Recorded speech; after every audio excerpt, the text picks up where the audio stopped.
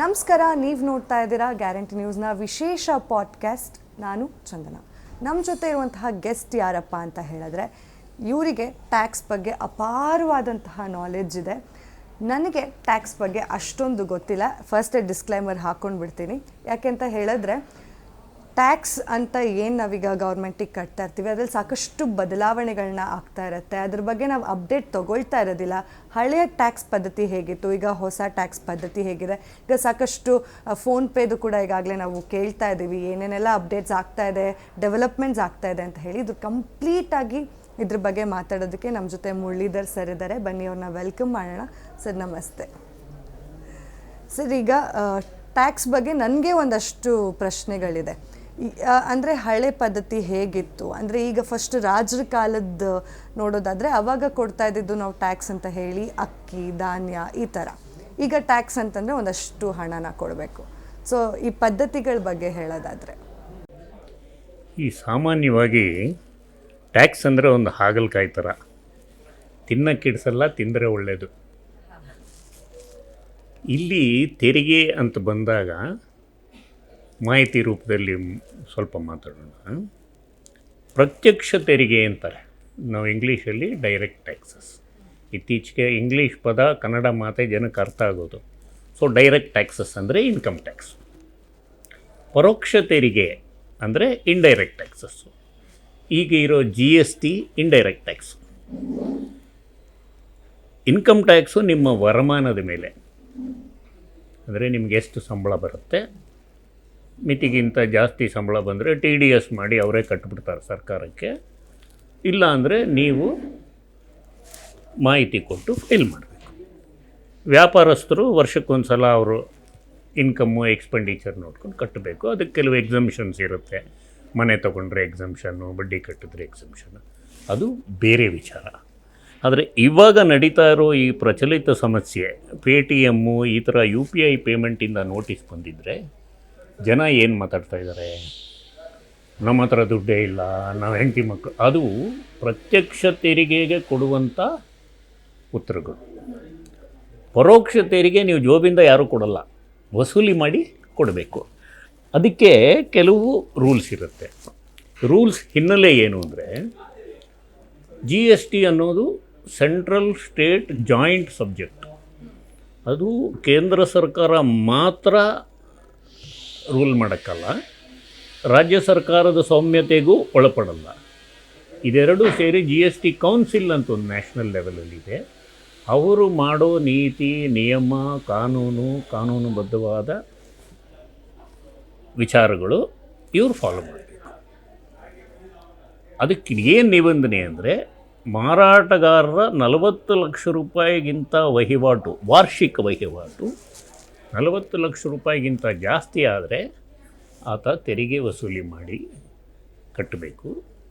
ಈ ವಸೂಲಿ ಮಾಡಿ ಕಟ್ಟೋವಾಗ, ಖರೀದಿ ಮಾಡೋವಾಗ ಕಟ್ಟಿರೋ ತೆರಿಗೆನ ಮುರ್ಕೊಂಡು ಕಟ್ಟಬೇಕು. ಇನ್ನೊಂದು ಸ್ಕೀಮ್ ಇದೆ, ಕಾಂಪೋಸಿಷನ್ ಸ್ಕೀಮ್, ರಾಜಿ ತೆರಿಗೆ ಅಂತೀವಿ. ನೀನು ವಸೂಲಿ ಮಾಡಿದಾಗ ವಸೂಲಿ ಮಾಡಬೇಡ, ಟೋಟಲ್ ವಹಿವಾಟು ಮೇಲೆ 1% ಕಟ್ಟಬಿಡು. ಇಲ್ಲಿ ಪ್ರಶ್ನೆ ಬಂದಿದ್ದೇನು ಅಂದರೆ, ನಾನು ಸಣ್ಣ ವ್ಯಾಪಾರಿ, ನನಗೆ ಹಿಂಗೆ ನೋಟಿಸ್ ಕೊಟ್ಬಿಟ್ಟಿದ್ದಾರೆ, 40 ಲಕ್ಷ ರೂಪಾಯಿ ಕೊಟ್ಬಿಟ್ಟಿದ್ದಾರೆ. ಸಣ್ಣ ವ್ಯಾಪಾರಿಗೆ ಕಾನೂನು ಮಾಪನ ಏನು ಅಂದರೆ 40 ಲಕ್ಷ. ನಿಮ್ಮದು 39 ಲಕ್ಷ 99 ಸಾವಿರ ಆದರೆ ನೀವು ಸಣ್ಣ ವ್ಯಾಪಾರಿ. 40 ಲಕ್ಷ ಆದರೆ ತೆರಿಗೆಗೆ ಒಳಪಟ್ಟಿರುವ ವ್ಯಾಪಾರಿ. ನೀವು ಒಂದೇ, ಅದಾನಿನೂ ಒಂದೇ, ನೀವು ಒಂದೇ, ಮಹೇಂದ್ರ ಕಂಪನಿನೂ ಒಂದೇ. ಯಾಕೆಂದರೆ ಅವರೂ 40 ಲಕ್ಷ ಮೇಲ್ಪಟ್ಟಿದ್ದಾರೆ, ನೀವು 40 ಲಕ್ಷ ಮೇಲ್ಪಟ್ಟಿದ್ದೀರ. ಇಲ್ಲಿ ತೊಂದರೆ ಆಗಿರೋದು ಎರಡು ವಿಧ. ನಿಮ್ಮದು 40 ಲಕ್ಷಕ್ಕಿಂತ ಮೇಲಾಗಿದೆ ಅಂತ ಕಾನೂನು ಅಧಿಕಾರಿಯಾಗಿ ನಾನು ಪ್ರೂವ್ ಮಾಡಬೇಕು. ಇಲ್ಲ, ನಂದು 40 ಲಕ್ಷಕ್ಕಿಂತ ಕಡಿಮೆ ಆಗಿದೆ ಅಂತ ನೀವು ಪ್ರೂವ್ ಮಾಡಬೇಕು. ಎರಡಕ್ಕೂ ಮೂಲ ಏನು? ದಾಖಲೆ. ಈ ಪರಿಸ್ಥಿತಿಯಲ್ಲಿ ಸರ್ಕಾರಕ್ಕೆ ದಾಖಲೆ ಸಿಕ್ಕಿದೆ UPIಯಿಂದ. ಈ ಥರ ಒಂದು ಸಂಸ್ಥೆ ಸ್ವೈಪ್ ಮಾಡಿ 60 ಲಕ್ಷ ರೂಪಾಯಿ ಡೀಲ್ ಮಾಡಿದ್ದಾರೆ ವರ್ಷಕ್ಕೆ. 60 ಲಕ್ಷ ರೂಪಾಯಿ ಡೀಲ್ ಮಾಡಿದ್ದಾರೆ ಅಂದಮೇಲೆ ಕಾನೂನು ಪ್ರಕಾರ ರಿಜಿಸ್ಟ್ರೇಷನ್ ತಗೋಬೇಕಿತ್ತು. ನಮಗೆ ಮಾಹಿತಿ ಇಲ್ಲ, ನಮಗೆ ಗೊತ್ತಿಲ್ಲ. ಅದು ಅನುಕಂಪಕ್ಕೆ ಒಳಪಡುವುದಂಥ ಪದ. ಈಗ ನಾನು ಹೋಗಿ ಸಿದ್ದರಾಮಯ್ಯನವ್ರನ್ನ ನನಗೇನೋ ಒಂದು ಹಣಕಾಸು ಸಹಾಯ ಬೇಕು ಅಂದರೆ ಕಾನೂನು ವಿಚಾರದಲ್ಲಿ ಅವರಿಗಿರೋ ವ್ಯಾಪ್ತಿಯೊಳಗೆ ಅವ್ರು ನನಗೆ ಸಹಾಯ ಮಾಡ್ಬೋದು, ನೀವು ನನಗೆ ಸಹಾಯ ಮಾಡ್ಬೋದು, ನಾನು ನಿಮಗೆ ಸಹಾಯ ಮಾಡ್ಬೋದು. ಆದರೆ ಕಾನೂನು ತಾನಾಗೇ ವಿವೇಚನೆಯಿಂದ ಯಾರಿಗೂ ಸಹಾಯ ಮಾಡೋಕ್ಕೆ ಸಾಧ್ಯನೇ ಇಲ್ಲ, ಸಹಾಯ ಮಾಡಬಾರ್ದು. ಅದು ನಮ್ಮ ವಿವೇಚನೆ, ನಮ್ಮ ಮನಸ್ಸಿನಲ್ಲಿ ಉದ್ವೇಗ. ನಾನು ಆಗಲೇ ಹೇಳಿದೆ, ಹಾಗಲಕಾಯಿ ಎಕ್ಸಾಂಪಲ್ಲು ಪ್ರತಿ ಸಲ ನೆನಪಿಸ್ಕೊಳ್ಳಿ. ತಿನ್ನೋದು ಕಷ್ಟ, ತಿಂದರೆ ಒಳ್ಳೆಯದು ಒಂದು. ಎರಡನೇದು, ಈಗ ನೀವು ಹೋಗ್ತಾ ಇರ್ತೀರಾ, ಯಾರ್ದೋ ಕಾರ್ ಹಿಡ್ಕೊಂಡು ರಾಂಗ್ ಪಾರ್ಕಿಂಗ್ ಅಂತ ಪೊಲೀಸ್ ಟ್ಯಾಕ್ಸ್ ಹಾಕ್ತಾರೆ. ನೀವೇನು ಅನ್ಕೋತೀರಾ, ಆಗಬೇಕು ಮಗನಿಗೆ, ರಾಂಗ್ ಪಾರ್ಕಿಂಗ್ ಮಾಡಿದ್ದಾನೆ ಅಂತ, ಕಟ್ಲಿ ಬಿಡಿ ಅಂತ. ನಾಳೆ ನಮ್ಮ ಸ್ಕೂಟ್ರ್ ರಾಂಗ್ ಪಾರ್ಕಿಂಗಲ್ಲಿ ಇದ್ದಾಗ ನಾವು ಗೋಗೆರಿತೀವಿ, ಬಿಟ್ಬಿಡಪ್ಪ ನಾನು ಬಡವ ಅಂತ. ಈ ಪರಿಸ್ಥಿತಿ ಉಂಟಾಗಿದೆ. ಬಟ್ ಇದರಲ್ಲಿ ಕಾನೂನು ಕೇಂದ್ರಿತವಾಗಿ ಕೇಂದ್ರ ಸರ್ಕಾರದ ಸೌಮ್ಯದಲ್ಲಿ ಸ್ವಾಯತ್ತ ಸಂಸ್ಥೆ ಅಂದರೆ ಇಂಡಿಪೆಂಡೆಂಟ್ ಬಾಡಿ GST ಕೌನ್ಸಿಲ್ ಇರೋದರಿಂದ ಅದರ ಮಾಹಿತಿ, ಅದರ ಡೈರೆಕ್ಷನ್ಸ್, ಅದರಿಂದ ಬರೆದಿರ ಇವ್ರು ಯಾರಿಗೂ ಎಕ್ಸಂಪ್ಷನ್ಸ್ ಯಾವುದೇ ಕಾರಣಕ್ಕೂ ಸಿಕ್ಕಲ್ಲ. ಅವರು ತೆರಿಗೆಗೆ ಒಳಪಡುವ ವಸ್ತುಗಳನ್ನು ಮಾರಿದರೆ, ತೆರಿಗೆ ಇಲ್ಲದಿರೋ ವಸ್ತುಗಳು ಹಾಲು ಮೊಸರು ಅದಕ್ಕೆಲ್ಲ ಬರೋದಿಲ್ಲ. ಇವ್ರು ಮಾಹಿತಿ ಕೊಟ್ಟರೆ ಅದಕ್ಕೆ ತೆರಿಗೆ ಬರೋದಿಲ್ಲ. ಇದು ತೆರಿಗೆ ವಿಚಾರ. ಇದರಲ್ಲಿ ದಾಖಲೆ ವಿಚಾರಗಳು ಮಾತ್ರ ಎರಡು ಮಾತಿಲ್ಲ. ನಾವು ಏನು ವ್ಯಾಪಾರ ಮಾಡಿದ್ದೀವಿ, ಏನು ಕೊಂಡ್ಕೊಂಡ್ವಿ, ಏನು ಮಾರಿದ್ದೀವಿ. ಈಗ ನಂದು 39,99,000 ಟರ್ನ್ ಓವರ್ ಆಗಿದೆ. ನೀವು ನನಗೆ 15,000 ರೂಪಾಯಿ ಸಾಲ ಕೊಟ್ಟಿದ್ದೀರಾ. ನಂದು ಒಳಹರಿವು ಅಂದರೆ ಇನ್ಫ್ಲೋ 40 ಲಕ್ಷ ದಾಟ್ತು. ಅಂದರೆ ನಾನು ಪ್ರೂವ್ ಮಾಡಬೇಕು, ನಾನು ಮಾರಾಟದಲ್ಲಿ ಬಂದಿರೋದು 39-90 ಲಕ್ಷ, ಮೇಡಮ್ ನನಗೆ 15,000 ರೂಪಾಯಿ ಸಾಲ ಕೊಟ್ಟಿದ್ದರು ಅಂತ ನಾನು ದಾಖಲೆ ತೋರಿಸ್ಬೇಕು. ಸಾಲ ಕೊಟ್ಟಿರೋದಕ್ಕೆ ದಾಖಲೆ ಸಿಗತ್ತೆ. ನೀವೊಂದು ಲೆಟ್ರ್ ಕೊಡ್ಬೋದು ಅಥವಾ ನಾನೊಂದು ಲೆಟ್ರ್ ಕೊಡ್ಬೋದು, ಸಾಲ ತೊಗೊಂಡೆ ವಾಪಸ್ ಕೊಡ್ತೀನಿ. ಬಟ್ ಈ ರೀತಿ ನಾನು ನನಗೆ ಬಂದಿರೋ 40 ಲಕ್ಷ ಚಿಲ್ಲರೆನಲ್ಲಿ ಎಷ್ಟು ಸಾಲ ಮಾಡಿದ್ದೀನಿ, ಎಷ್ಟು ಸಾಲ ಕೊಟ್ಟಿದ್ದೀನಿ, ಎಷ್ಟು ವ್ಯಾಪಾರ ಮಾಡಿದ್ದೀನಿ, ಇದರಲ್ಲಿ ಹಾಲು ಎಷ್ಟು ಮಾಡಿದ್ದೀನಿ, ಮೊಸರು ಎಷ್ಟು ಮಾಡಿದ್ದೀನಿ ಅಂತ ಸರ್ಕಾರಕ್ಕೆ ಗೊತ್ತಾಗಲ್ಲ. PTM ಅಂತವರಿಂದ ಮಾಹಿತಿ ಹೋಗಿದೆ, ಅವರು ನೋಟಿಸ್ ಕೊಟ್ಟಿದ್ದಾರೆ, ನಾವು ರಿಪ್ಲೈ ಕೊಡಬೇಕು. ರಿಪ್ಲೈ ಕೊಟ್ಟರೆ ಅದಕ್ಕೆ ತಕ್ಕದಾದ ಆರ್ಡರ್ ಬರುತ್ತೆ. ಎಷ್ಟು ಕಟ್ಟಬೇಕೋ ಅಷ್ಟಂತೂ ಕಟ್ಟಬೇಕು. ಮಾಫಿ ಮಾಡೋದ್ರ ಬಗ್ಗೆ ಸರ್ಕಾರ ನಿರ್ಧಾರ ತಗೋಬೇಕು. ನನ್ನ ಪ್ರಕಾರ ರಾಜ್ಯ ಸರ್ಕಾರಕ್ಕೆ ಆ ನಿರ್ಧಾರ ತಗೊಳ್ಳೋ ಶಕ್ತಿ ಇಲ್ಲ. ಸರ್, ಈಗ ಏನಾಗುತ್ತೆ ಅಂತ ಹೇಳಿದ್ರೆ, ಕೆಲವೊಬ್ಬರು ಟ್ಯಾಕ್ಸ್ನಿಂದ ಸೇವ್ ಮಾಡ್ಕೊಳ್ಳೋದಕ್ಕೆ ಅಂದರೆ ದುಡ್ಡನ್ನು ಉಳಿತಾಯ ಮಾಡ್ಬೋದು, ಬರೀ ಬರ್ತಿರೋ ಸಂಬಳದಲ್ಲಿ ಅರ್ಧ ಅದಕ್ಕೆ ಹೋಗ್ತಿದೆ ಅಂದಾಗ ಒಂದಷ್ಟು ಲೋನ್ಗಳನ್ನು ಮಾಡಿಸ್ಕೊಳ್ತಾರೆ. ಹೋಮ್ ಲೋನ್, ಈ ಥರ ಗೋಲ್ಡ್ ಲೋನ್, ಈ ಥರದ್ದೆಲ್ಲ. ಇದು ಎಷ್ಟು ಎಕ್ಸೆಂಪ್ಷನ್ ಇದೆ ಅಂತ, ಅಂದರೆ ಒಂದು ಎಕ್ಸೆಂಪ್ಷನ್ನ ಅಥವಾ ಇಲ್ಲ ಒಂದು ಹಣನ ಸೇವ್ ಮಾಡ್ಕೊಳ್ಳೋಕೆ ಒಂದು ದಾರಿನ? ವ್ಯಾಪಾರಕ್ಕೋಸ್ಕರ ಸಾಲ ತೊಗೊಂಡ್ರೆ ಎಷ್ಟು ಬಡ್ಡಿ ಕಟ್ತಿರೋ ಅಷ್ಟು ಎಕ್ಸಂಪ್ಟೆಡ್. ಪರ್ಸನಲ್ಗೋಸ್ಕರ ಮನೆ ಸಾಲಕ್ಕೆ ಎಕ್ಸಂಪ್ಟೆಡ್. ಬಟ್ ಇದರಲ್ಲಿ ಮಾಪನ ನಾವು ಮಾಡ್ಕೋಬೇಕಾಗಿರೋದು, ಬ್ಯಾಂಕ್ನವ್ರು ನೋಡೋದು, ನಿಮ್ಮ ನಿವ್ವಳ ಸಂಬಳದಲ್ಲಿ 35% ಮೇಲೆ EMI ಇರಬಾರ್ದು ಅಂತ.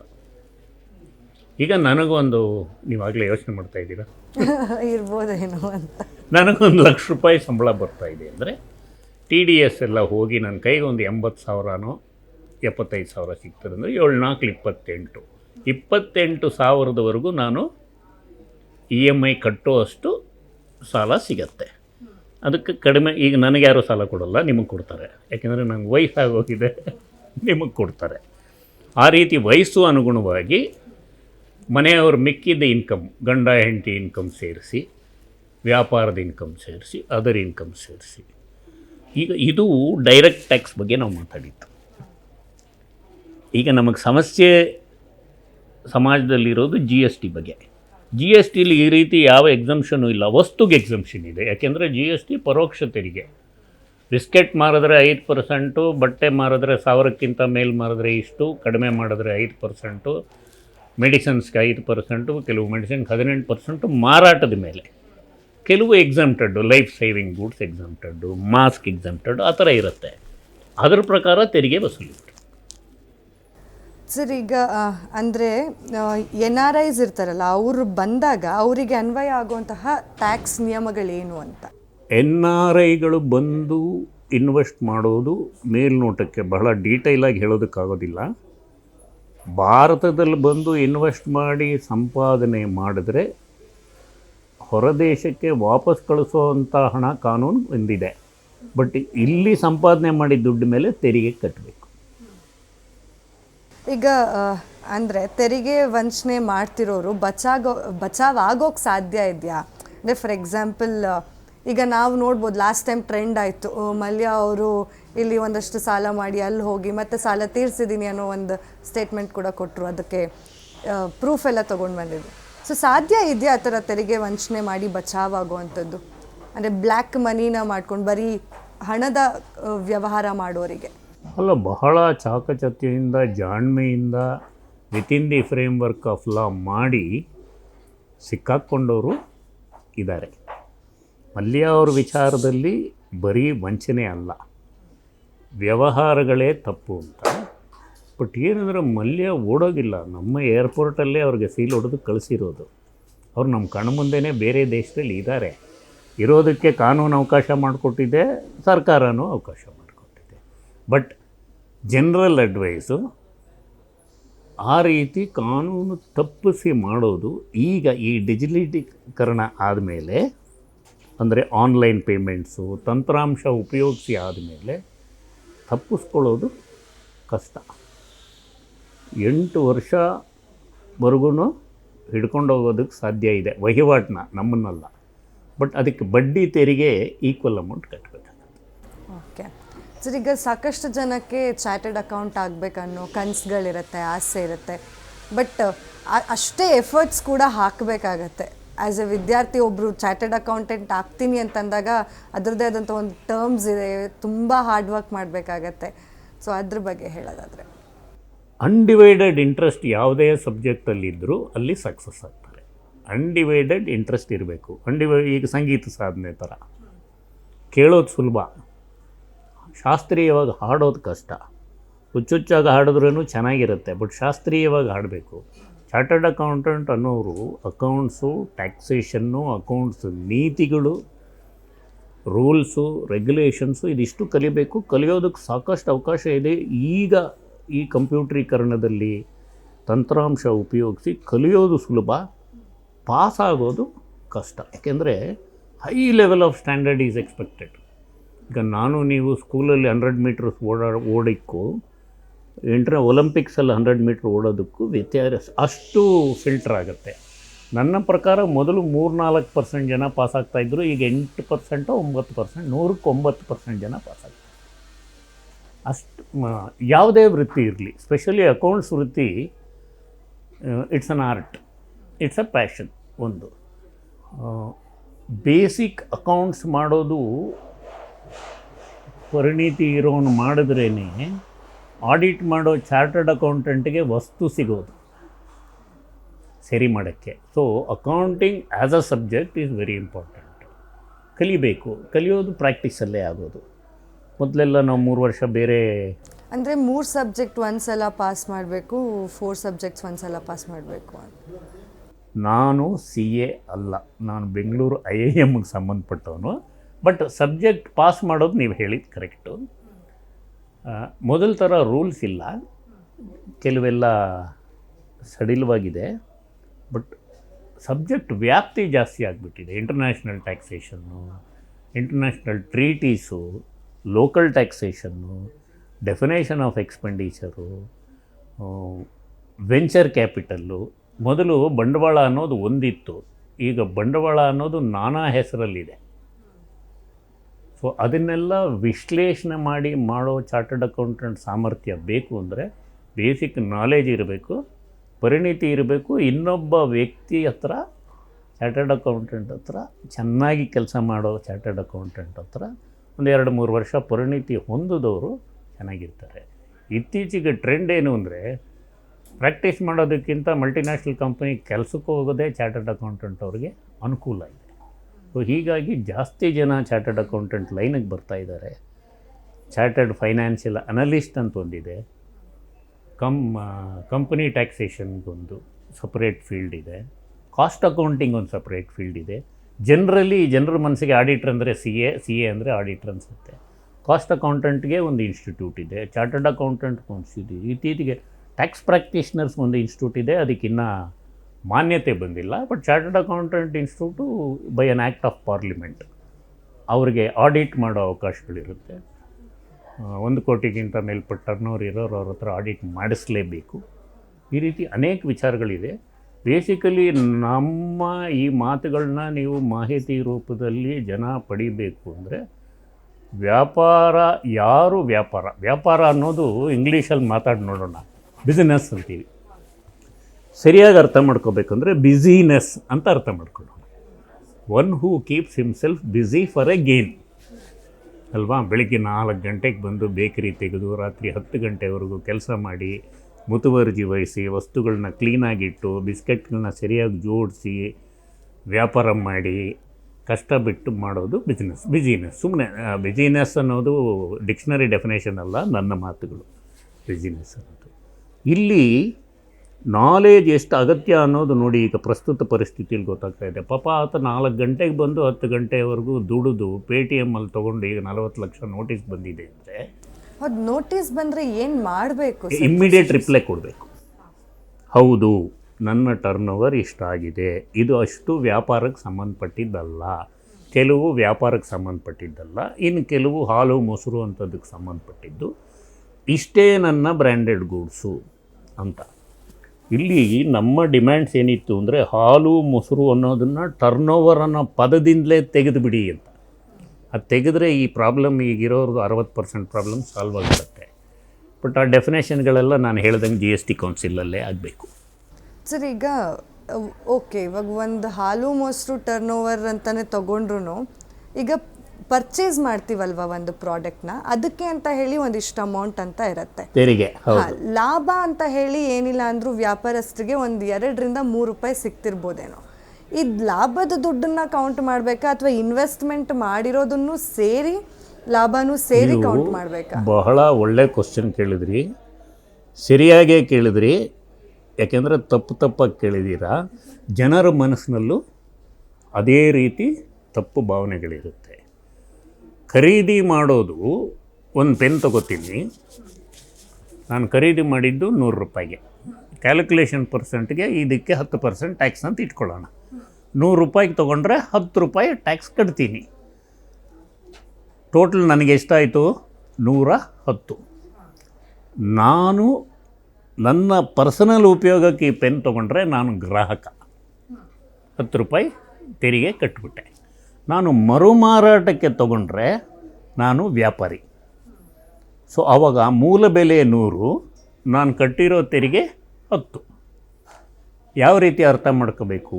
ನಾನು ಮುಂಗಡವಾಗಿ ಸರ್ಕಾರಕ್ಕೆ ನನಗೆ ಸಪ್ಲೈ ಮಾಡೋನ ಮೂಲಕ 10 ರೂಪಾಯಿ ಕೊಟ್ಟಿದ್ದೀನಿ. ಈ 100 ರೂಪಾಯಿಗೆ ನಾನು 10 ರೂಪಾಯಿ ಲಾಭ ಇಟ್ಟು 110ಕ್ಕೆ ಮಾರ್ತೀನಿ. ಆವಾಗ ನಾನು ಎಷ್ಟು ವಸೂಲಿ ಮಾಡ್ತೀನಿ? 11 ಅಲ್ವಾ? 11 ರೂಪಾಯಿ. ನಾನು ವಸೂಲಿ ಮಾಡಿದ ತೆರಿಗೆ ಎಷ್ಟು? 11. ನಾನು ಕಟ್ಟಿರೋ ತೆರಿಗೆ ಎಷ್ಟು? 10 ಮುರ್ಕೊಂಡು ನಾನು 1 ರೂಪಾಯಿ ಸರ್ಕಾರಕ್ಕೆ ಸಲ್ಲಿಸಬೇಕು. ಅದು GST ತೆರಿಗೆ. ಅದಕ್ಕೆ ಎಕ್ಸ್ಪೆನ್ಸಸ್ಸು ನನಗೆ ಲಾಸ್ ಆಯಿತು ಅದು ಸಂಬಂಧನೇ ಇಲ್ಲ. ತೆರಿಗೆ ಮೂಲ ತೆರಿಗೆ, ಅದನ್ನೇ ನಾನು ಹೇಳಿದ್ದು ಪರೋಕ್ಷ ತೆರಿಗೆ, indirect taxes on the value of the product, on the value of the services. ಕಾಂಟ್ರಾಕ್ಟ್ರಿಗೂ GST ಬರುತ್ತೆ, ಬ್ಯೂಟಿ ಪಾರ್ಲರ್ಗೂ GST ಬರುತ್ತೆ. ಸೊ ಹೀಗಿದ್ದಾಗ ಮೂಲ ತೆರಿಗೆ ನಾನು ಕಟ್ಟಿದ್ದನ್ನು ಮುರ್ಕೊಂಡು ಮಿಕ್ಕಿದ ತೆರಿಗೆ ಕಟ್ಟೋದು GST ವ್ಯವಸ್ಥೆ. ಇದರಲ್ಲೊಂದು ರಾಜಿ ತೆರಿಗೆ ಅಂತಿರುತ್ತೆ. ನೀನು ಎಷ್ಟಾದರೂ ತೆರಿಗೆ ಕಟ್ಕೊಂಡು ಮಾರಾಟದ ಮೇಲೆ 1% ನಮಗೆ ಕೊಟ್ಬಿಡು ಅಂತಾರೆ. ಅದು ರಾಜಿ ತೆರಿಗೆ. ಅದಕ್ಕೊಂದು ಲಿಮಿಟ್ ಇದೆ, 1 ಕೋಟಿ ಅಂತ, ಅಲ್ಲಿವರೆಗೂ ಮಾಡ್ಕೊಂಡು ಹೋಗ್ಬೋದು. ಬಟ್ ತಿರ್ಗಾ ನಾನು ಪ್ರಸ್ತುತಕ್ಕೆ ಬರ್ತೀನಿ. ಇವರೆಲ್ಲ ಅನ್ರಿಜಿಸ್ಟರ್ಡ್ ಡೀಲರ್ಸು. ಅವರು ತಮ್ಮ ಪ್ರಜ್ಞೆಯಲ್ಲಿ ನಾವು ಸಣ್ಣ ವ್ಯಾಪಾರಿಗಳು ಅಂದ್ಕೊಂಡಿದ್ದಾರೆ. ನಿಜವಾಗ್ಲೂ ಅವರು ಸಣ್ಣ ವ್ಯಾಪಾರಿಗಳೇ. ಆದರೆ ಕಾನೂನು ಸಣ್ಣ ವ್ಯಾಪಾರಿಗೆ ಮಾಪನ ಇಟ್ಟಿರೋದು 40 ಲಕ್ಷ. 400 ಕೋಟಿ ಅವನಿಗೂ ಕಾನೂನು ಒಂದೇ, 40 ಲಕ್ಷಕ್ಕೆ ಅವನಿಗೂ ಕಾನೂನು ಒಂದೇ. 39,99,000 ಆಗಿದ್ದರೆ ಕಾನೂನು ಇಲ್ಲ. ಅಂದರೆ ಕಾನೂನು ವ್ಯಾಪ್ತಿಯಲ್ಲಿ ಅವನು ಎಕ್ಸಮ್ಟೆಡ್. ವ್ಯಾಪಾರಿಗಳು ಅಂದರೆ ಅಲ್ಲಿ ಇಷ್ಟಿಗೆ ಯಾರ್ಯಾರು ಬರ್ಬೋದು ಸರ್? 40 ಲಕ್ಷಕ್ಕಿಂತ ಕಮ್ಮಿ ವಹಿವಾಟಿರೋರು, ಬರೀ ತರಕಾರಿ ವ್ಯಾಪಾರ ಮಾಡೋರು ಆ ಥರ. ಈಗ ಅಂದರೆ ಜನಕ್ಕೆ ಒಂದಷ್ಟು ಗೊಂದಲಗಳಿದೆ. ಟ್ಯಾಕ್ಸ್ ಯಾವುದಕ್ಕೆ ಕಟ್ಟಬೇಕು, ಯಾವುದಕ್ಕೆ ಕಟ್ಟಬಾರ್ದು, ಅಂದರೆ ನನಗೆ ಎಷ್ಟು ಸ್ಯಾಲ್ರಿ ಇವಾಗೂ ಎಕ್ಸಾಕ್ಟ್ ಫಿಗರ್ ಅನ್ನೋದು ಯಾರಿಗೂ ಅಷ್ಟೊಂದು ಐಡಿಯಾ ಇಲ್ಲ. ಸೊ ಈಗ ನಾನು ಒಂದು ಟ್ಯಾಕ್ಸ್ ಕಟ್ತೀನಿ ಅಂತಂದರೆ ನನಗೆ ಮಿನಿಮಮ್ ಸ್ಯಾಲ್ರಿ ಎಷ್ಟು ಬರ್ತಾ ಇರಬೇಕು, ಹಾಗೆ ನಾನು ಏನೆಲ್ಲ ಎಕ್ಸ್ಪೆನ್ಸಸ್ ಹೆಚ್ಚು ಕಡಿಮೆ 7 ಲಕ್ಷ ಬರಬೇಕು ವರ್ಷದ ಎಕ್ಸಮ್ಟೆಡ್. ಹೆಚ್ಚು ಕಡಿಮೆ ವರ್ಷ ಚೇಂಜ್ ಆಗುತ್ತೆ, ಎಕ್ಸಮ್ಷನ್ಸ್ ಇರುತ್ತೆ. ಅಲ್ಲೂ ಟ್ಯಾಕ್ಸಬಲ್ ಇನ್ಕಮ್ ಅಂತ ಬರುತ್ತೆ. ಬಡ್ಡಿ, ಮನೆ ಸಾಲ ಕಟ್ಟಿರೋ ಬಡ್ಡಿ ಮೈನಸ್ ಮಾಡ್ಬೋದು. ಕೆಲವು ಮೆಡಿಕಲ್ ಎಕ್ಸ್ಪೆನ್ಸಸ್ ಹಿರಿಯರಿಗೋಸ್ಕರ ಮಾಡಿರೋದು ಮೈನಸ್ ಮಾಡ್ಕೋಬೋದು. ಇದು ಈ ಮೈನಸ್ ಮಾಡೋದು ತೆರಿಗೆ ಕಟ್ಟೋದಕ್ಕಿಂತ ಜಾಸ್ತಿ ಐಟಮ್ಸ್ ಇರೋದ್ರಿಂದ ತೆರಿಗೆ ಸಲಹೆಗಾರರಿಗೆ, ಚಾರ್ಟರ್ಡ್ ಅಕೌಂಟೆಂಟ್ಗಳಿಗೆ ವ್ಯಾಪಾರ. ಸರ್ಕಾರ ನಿಂಗೆ 10 ರೂಪಾಯಿ ಬಂದರೆ ನಂಗೆ 10 ಪೈಸೆ ಕಟ್ಬಿಡು ಅಂದರೆ ಯಾರೂ ತೊಂದರೆ ಪಡಲ್ಲ. ಅದರಲ್ಲಿ ಎಕ್ಸಮ್ಷನ್ಸ್ ಇದೆ, ಅಲವೆನ್ಸಸ್ ಇದೆ, ಅದನ್ನೆಲ್ಲ ನೋಡ್ಕೊಂಡು ಕಟ್ಟಬೇಕು. ಅದು ಸಪ್ರೇಟ್ ಒಂದು ಸಬ್ಜೆಕ್ಟು. 2 ಗಂಟೆ ಮಾತಾಡಬೇಕು ಅದಕ್ಕೆ, ಪೂರ್ತಿ ಅರ್ಥ ಮಾಡಿ. ಓಕೆ, ಈಗ ಸಾಲ ತಗೋಬೇಕು ಅಂತಂದರೆ ಅದಕ್ಕಿರುವಂತಹ ನಿಯಮಗಳೇನು ಅಂತ? ಸಾಲ ತಗೋಬೇಕು ಅಂದರೆ ನೀವು ವ್ಯಾಪಾರ ತಪ್ಪನ್ನು ಕೂಡ ಮಾಡಬಾರ್ದು ಅನ್ನೋದು. ತಪ್ಪು ಮಾಡಬಾರ್ದು ಅಂದರೆ ಫಸ್ಟು ಯಾರಿಗೆ ಸಿಗುತ್ತೆ ಅಂತ ಹೇಳ್ತೀವಿ. ವ್ಯಾಪಾರಸ್ಥರಿಗೆ ಸಿಗುತ್ತೆ. GST ರೆಕಾರ್ಡ್ಸ್ ಮಿನಿಮಮ್ 2 ವರ್ಷ ಪರ್ಫೆಕ್ಟ್ ಆಗಿರೋರಿಗೆ ಬಹಳ ಈಸಿಯಾಗಿ ಸಿಗುತ್ತೆ. ಹತ್ರ 1 ಕೋಟಿ ರೂಪಾಯಿವರೆಗೂ ಸಿಗುತ್ತೆ, ಯಾವುದೇ ಅಡಮಾನ ಅನ್ನೋದು ಇಲ್ದಿರ.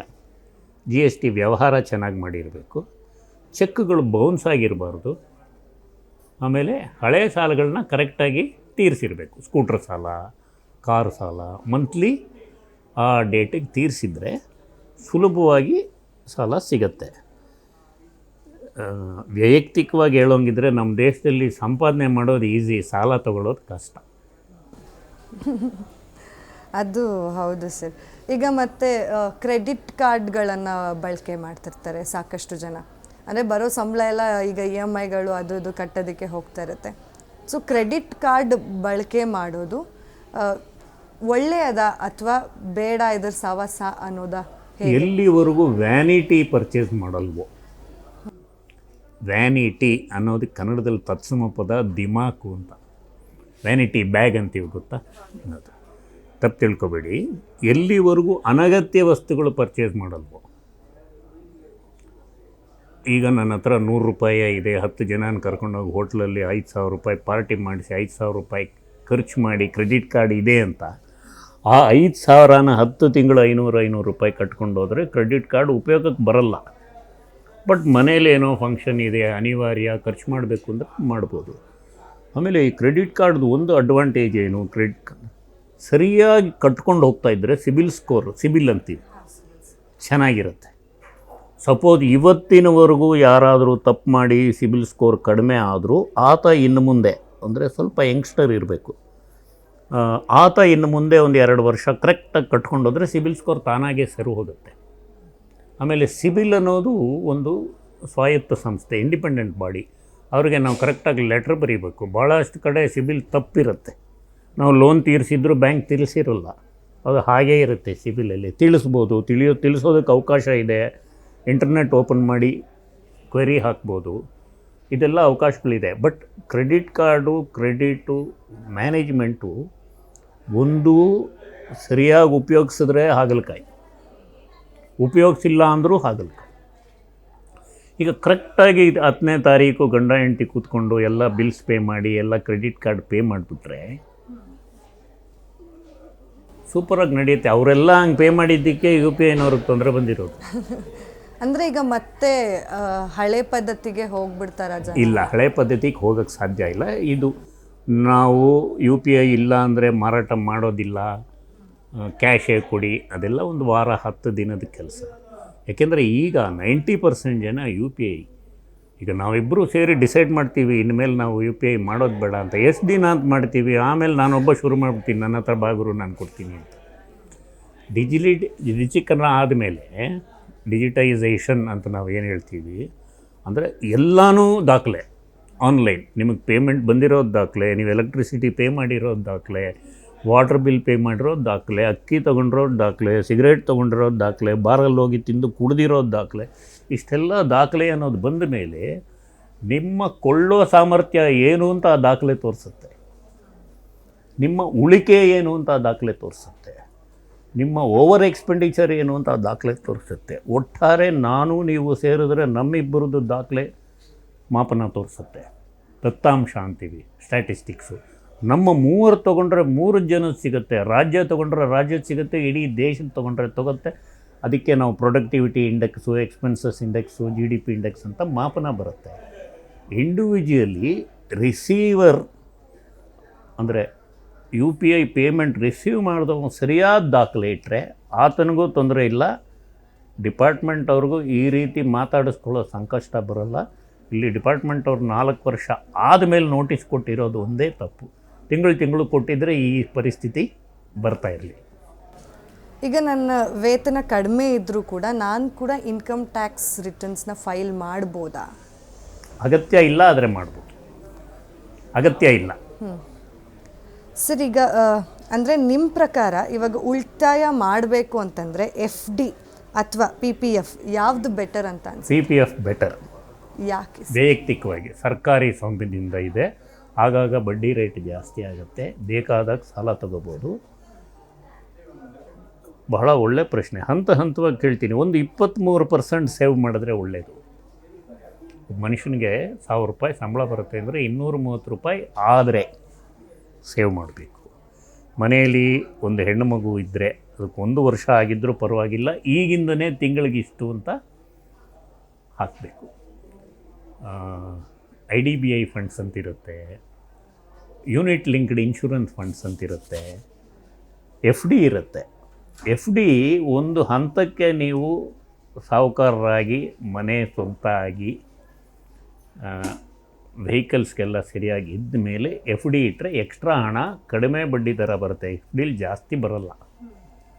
ಯೂನಿಟ್ ಲಿಂಕ್ಡ್ ಇನ್ಶೂರೆನ್ಸ್ ಸ್ಕೀಮಲ್ಲಿ ಬರುತ್ತೆ, ಮ್ಯೂಚುವಲ್ ಫಂಡ್ಸಲ್ಲಿ ಬರುತ್ತೆ. ಅದೂ ಕೆಲವು ಗೌರ್ಮೆಂಟ್ ಗ್ಯಾರಂಟಿಡ್ ಇರುತ್ತೆ. ಇನ್ನೂ ಹೈಯರ್ ಲೆವೆಲ್ ಹೋದರೆ ಗೌರ್ಮೆಂಟ್ ಸೆಕ್ಯೂರಿಟೀಸ್ ಅಂತಿರುತ್ತೆ. ಜನರಲಿ ನನ್ನ ಆಫೀಸ್ಗೆ ಯಾರಾದರೂ ಬಂದು ಕೇಳಿದ್ರೆ ನ್ಯಾಷನಲೈಸ್ಡ್ ಬ್ಯಾಂಕ್ಸಲ್ಲೇ ದುಡ್ಡಿಡಿ ಅಂತ ನಾನು ಹೇಳೋದು. ಸೊ ಈ ರೀತಿ ಅಡ್ವೈಸ್ ಮಾಡ್ತೀವಿ. ಇದೆಲ್ಲ ಸ್ಪೇರ್ ಮನಿ ಜಾಸ್ತಿ ಇಡಬಾರ್ದು, ನಮಗೆ ಎಷ್ಟು ಬೇಕೋ ಅಷ್ಟು. ಈಗ ನನ್ನ ಒಂದು 55 ವಯಸ್ಸಿನವರು 60 ವಯಸ್ಸಿನವ್ರು ಬಂದು ಕೇಳಿದ್ರೆ ನಾನು ಹೇಳೋದು FD ಇಟ್ಕೊಡು ಅಂತ. ನೀವು ಬಂದು ಕೇಳಿದ್ರೆ ಮ್ಯೂಚುವಲ್ ಫಂಡಲ್ಲಿ ಹಾಕ್ತೀನಿ. ಒಬ್ಬೊಬ್ಬರದ್ದು ಒಂದೊಂದು ರೀತಿ ಇರುತ್ತೆ. ನಿನಗಿನ್ನ ಫ್ಯೂಚರ್ ಇದೆಯಮ್ಮ, ಮ್ಯೂಚುವಲ್ ಫಂಡಲ್ಲಿ ಹಾಕು ಅಂತ. ಆ ರೀತಿ ಇರುತ್ತೆ. ಕೆಲವ್ರಿಗೆ ನಾವು ಅಡ್ವೈಸ್ ಮಾಡ್ತೀವಿ, ಬೆಂಗಳೂರು ಆಚೆ ಮನೆ ತಗೊಳ್ಳಿ, ವ್ಯಾಲ್ಯೂಯೇಷನ್ ಜಾಸ್ತಿ ಆಗುತ್ತೆ. ನಾಳೆ ದಿನ ನಿಮ್ಮ ಮಕ್ಕಳಿಗೆ ಹ್ಯಾಂಡ್ ಓವರ್ ಮಾಡಿದಾಗ ಅವರು ಬಂದಾಗ ವ್ಯಾಲ್ಯೂಯೇಷನ್ ಜಾಸ್ತಿ ಆಗುತ್ತೆ. ಆ ರೀತಿ ನಾನಾ ಇನ್ವೆಸ್ಟ್ಮೆಂಟ್ ಅಡ್ವೈಸ್ಗಳಿರುತ್ತೆ. ಬಟ್ 23% ದಾಟಬೇಡಿ ಸೇವಿಂಗ್ಸು, ದಿನನಿತ್ಯ ಖರ್ಚುಗಳಿಗೆ ತೊಂದರೆ ಆಗುತ್ತೆ.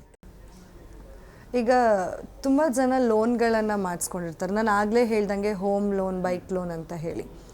ಅಂದರೆ ಈ ಲೋನ್ಗಳನ್ನ ನಾವು ಬೇಗ ಈ ಪ್ಲ್ಯಾನ್ಸ್ಗಳನ್ನ ಮುಗಿಸ್ಕೊಳ್ಳೋಕೆ, ಈಗ ಹೋಮ್ ಲೋನ್ ಅಂತಂದರೆ 10 ವರ್ಷ 12 ವರ್ಷ ಎಲ್ಲ ಇದೆ. ಬೇಗ ಮುಗಿಸ್ಕೋಬೇಕು ಅಂದರೆ ಯಾವ ಥರ ಪ್ಲ್ಯಾನಿಂಗ್ ಮಾಡ್ಕೋಬೇಕು ಅಂತ? ಅಲ್ಲ, ಬೇಗ ಮುಗಿಸ್ಕೋಬೇಕು ಅಂದರೆ ನಿಮ್ಗೆ ಅಷ್ಟು ಎಕ್ಸ್ಟ್ರಾ ಇನ್ಕಮ್ ಬಂದಿರಬೇಕು. ಒಂದು ಸುಮ್ಮನೆ ಎಕ್ಸಾಂಪಲ್ ಹೇಳ್ತೀನಿ. ಒಂದು ಮನೆ ತೊಗೊಂಡ್ರಿ, 20 ವರ್ಷ ರೀಪೇಮೆಂಟ್ ಸ್ಕೀಮು, 5 ವರ್ಷಕ್ಕೆ ಆ ಮನೆ ಬೆಲೆ 3% ಆಯಿತು ಅಂದರೆ ಮಾರ್ಬಿಟ್ಟು ಕ್ಲೋಸ್ ಮಾಡಿ 2% ದುಡ್ಡು ನೀವು ಇಟ್ಕೊಳ್ಳಿ, ಇನ್ನೊಂದು ಜಾಗ ತಗೊಳ್ಳಿ.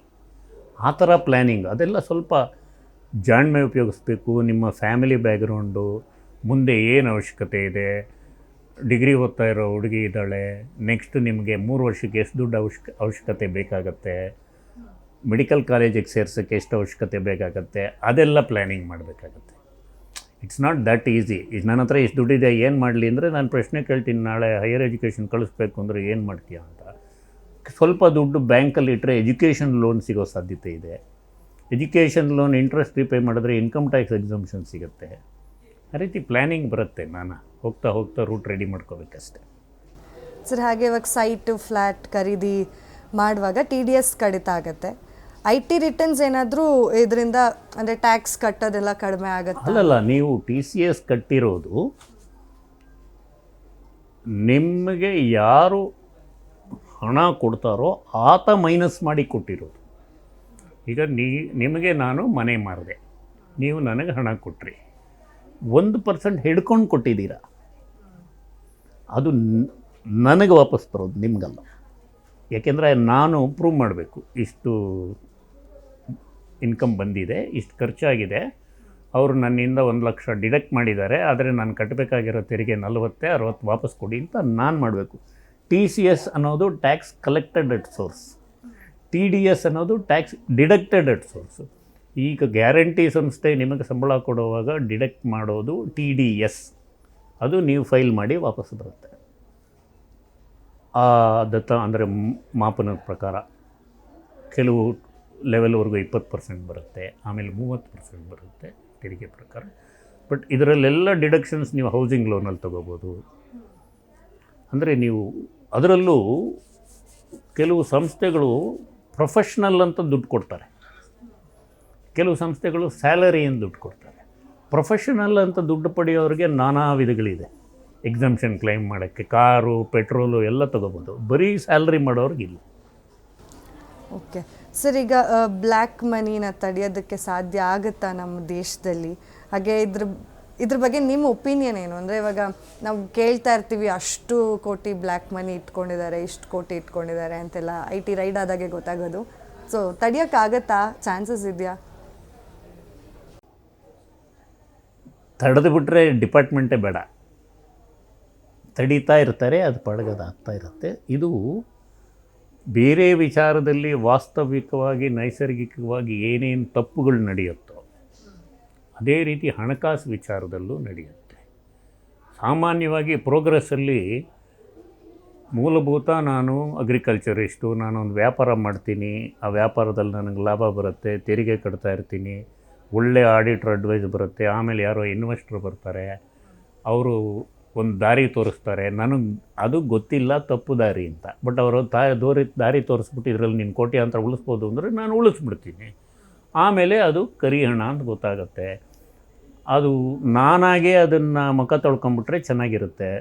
ನಾನು ಮುಖ ತೊಳ್ಕೊಳ್ದಿರೋ ಅದ್ರ ಮೇಲೆ ಸ್ನೋ ಪೌಡ್ರು ಎಲ್ಲ ಹಚ್ಕೊಂಡು ಒಳಗಡೆ ಬಚ್ಚಿಟ್ಕೊಂಡಿರ್ತೀನಿ. ಒಂದು ದಿವಸ ಇನ್ಯಾರೋ ಬಂದು ನೋಡ್ತಾರೆ, ಸಿಕ್ಕಾಕ್ಕೋತೀನಿ. ಈ ಪ್ರಕ್ರಿಯೆ ನಡೀತಾ ಇರುತ್ತೆ.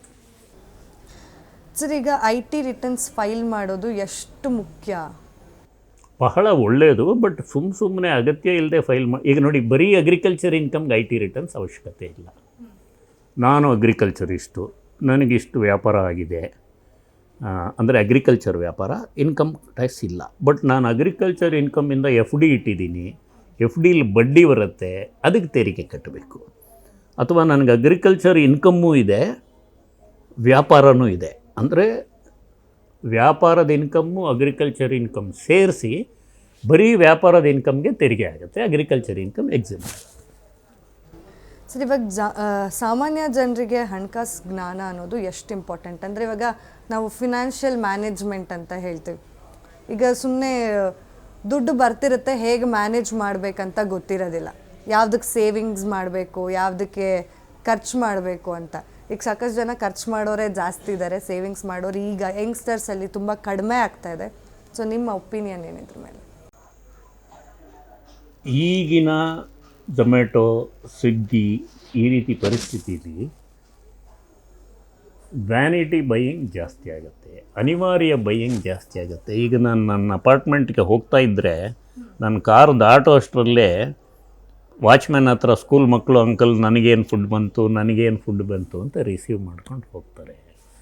ಸಾಧಾರಣವಾಗಿ ಹಣಕಾಸು ಖರ್ಚು ಈಗ ಮೊದಲಿಗಿಂತ 8-9% ಜಾಸ್ತಿ ಆಗಿದೆ. ಖರ್ಚು ಕಡಿಮೆ ಆಗೋದಕ್ಕೆ ಅನುಕೂಲಗಳು ಸಿಟಿ ಲೆವೆಲಲ್ಲಿ ನ್ಯೂಕ್ಲಿಯಸ್ ಫ್ಯಾಮಿಲಿಯಲ್ಲೂ ಕಡಿಮೆ ಆಗ್ತಾಯಿದೆ. ಮನೆಯಲ್ಲಿ ಎಕ್ಸ್ಟ್ರಾ ಜನ ಇಲ್ಲ, ಇರೋ ಜನನೇ ಪಾಪ ಮಕ್ಕಳಿಗೆ ತಲುಪೋದಕ್ಕೆ ಟೈಮ್ ಆಗ್ತಾಯಿಲ್ಲ. ಸೊ ಹೀಗಿರಬೇಕಾದ್ರೆ ಖರ್ಚು ಮುತುವರ್ಜಿ ವಹಿಸೇ ಮಾಡಬೇಕು. ಬಟ್ ಅನಾವಶ್ಯಕವಾಗಿ ಸಾಲಗಳು ಇಲ್ಲದೀರ ನಡೆಸ್ಕೊಂಡು ಹೋಗ್ಬೋದು. ವ್ಯಾಪಾರಸ್ಥರಿಗೆ ನಾನಾ ಮಾರ್ಗ ಇದೆ, ಸಂಬಳ ಇರೋರಿಗೆ ಖರ್ಚು ಕಡಿಮೆ ಮಾಡೋದು ಒಂದೇ ಮಾರ್ಗ. ಸರ್, ಇವಾಗ ಫಾರ್ ಎಕ್ಸಾಂಪಲ್ ನಮ್ಮ ದೇಶದಲ್ಲಿ ಸಂಬಳ, ಡೈರೆಕ್ಟ್ ಇನ್ಕಮ್ ಬರೋ ತೆರಿಗೆನೇ ಖಾತ್ರಿಯಾಗಿ ಸರ್ಕಾರದ ಜೋಬಿಗೆ ಸೇರೋದು.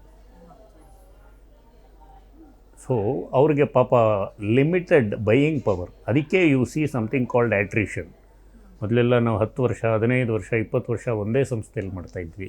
ಈಗೆಲ್ಲ 1.5-2 ವರ್ಷಕ್ಕೆ ಜಂಪ್ ಆಗ್ತಾರೆ. ಯಾಕೆಂದರೆ ಎಕ್ಸ್ಪೆಕ್ಟೆಡ್ ಇನ್ಕಮ್ ಜಾಸ್ತಿ ಇರುತ್ತೆ, ಇನ್ಕಮ್ ಜಾಸ್ತಿ ಬೇಕು. ಕೂಡ ತುಂಬ ಜನ ಕಳ್ಕೊತಿದ್ದಾರೆ. ಅದಕ್ಕೆ ಏನು ಕಾರಣ? ಹೌದು, ಕಳ್ಕೊತಾ ಇದ್ದಾರೆ. ಅಂದರೆ employment, unemployment, under employment 3 decide ಮಾಡಬೇಕು.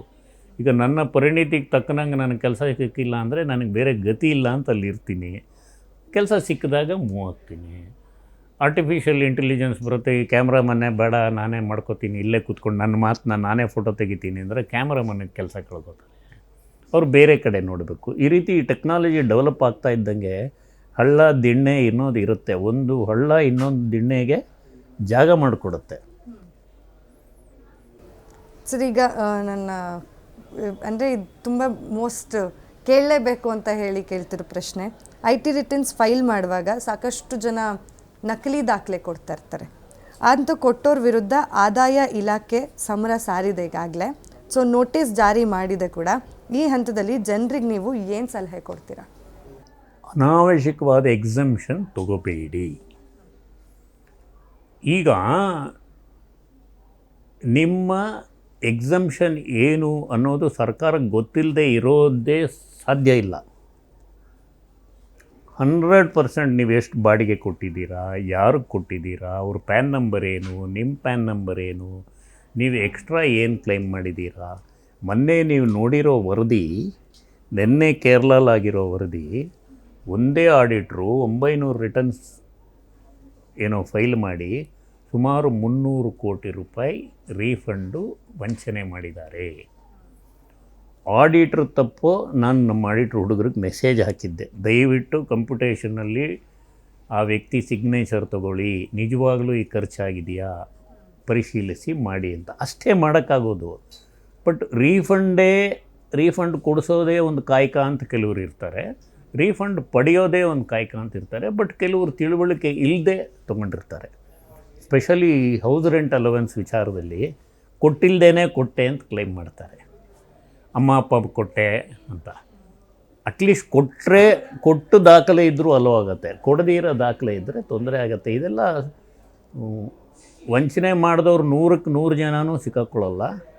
ಒಂದು 15-20 ಜನ ಅಂತೂ ಗ್ಯಾರಂಟಿ ಸಿಕ್ಕಾಕೊಳ್ತಾರೆ. ಈಗ ಅಂದರೆ ಎಲ್ರಿಗೂ ಒಂದೇ ಸ್ಯಾಲ್ರೀಸ್ ಇರಲ್ಲ. ಫಾರ್ ಎಕ್ಸಾಂಪಲ್ ಒಬ್ರಿಗೆ 25-20, ಇನ್ನು ಕೆಲವ್ರಿಗೆ 30-35. ಇವಾಗ ನಮ್ಮದು ಒಂದು ಸಂಬಳ ಇಷ್ಟು ಬರ್ತಿದೆ ಅಂತ ಹೇಳಿದಾಗ ನಾವು ಏನೆಲ್ಲ ತಂತ್ರಗಳನ್ನು ಉಪಯೋಗಿಸ್ಬೋದು ಸೇವ್ ಮಾಡೋದಕ್ಕೆ? 23% ಸೇವ್ ಮಾಡಮ್ಮ ಸಾಕು. ನಾನು ಏನಕ್ಕೆ ಹೇಳ್ತಾ ಇದ್ದೀನಿ ಅಂದರೆ 23ಕ್ಕೆ ಬಡ್ಡಿ ಆದರೆ 25 ಆಗುತ್ತೆ. Double your money in 4 years ಅಲ್ವಾ? 25 × 4. ಸರ್, ಎಲ್ಲಿ ಹಾದಿ ತಪ್ಪಿದ್ದಾರೆ ಯೂತ್ಸ್ ಅಂತ ಅನಿಸುತ್ತೆ ಸರ್ ಈಗಿನ ಜನ್ರೇಷನ್?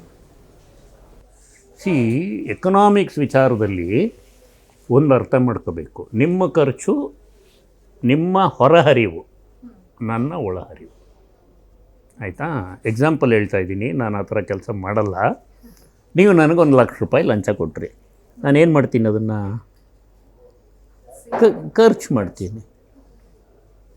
ಬಾರ್ಗೆ ಹೋಗಿ ಕುಡಿತೀನಿ, ಕುಡಿಯಲ್ಲಮ್ಮ ಹೇಳ್ತಾ ಇದ್ದೀನಿ. ಬಾರಲ್ಲಿ ಟ್ಯಾಕ್ಸ್ ಕೊಡ್ತೀನಿ.